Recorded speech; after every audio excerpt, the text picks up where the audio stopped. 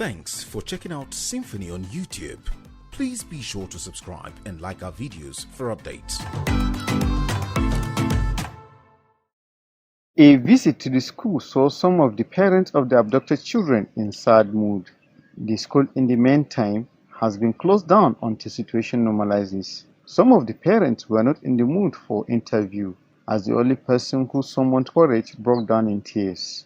I had somebody telling me that they pack all the students in this Islamiyya school.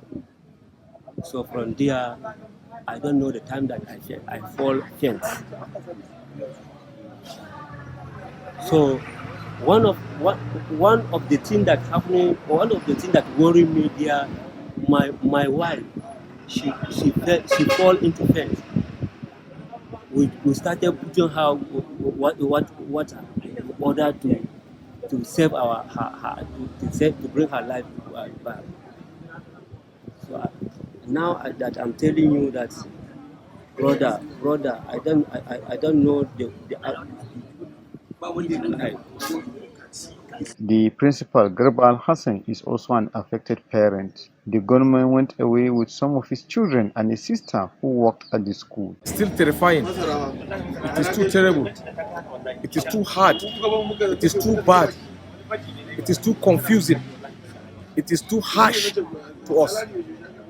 We are managing ourselves. In fact, I can see that from my family.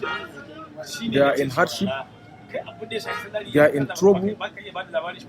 I don't have a word to qualify the situation. We have been keeping the parents' patience. We have been telling them to exercise patience because we have seen a sign of government intervention into the issue. The state government have started sending I can say its officers secretly to us to sympathize with us, and the executive chairman of the council has called an urgent meeting with the village head. They have talked to the parents,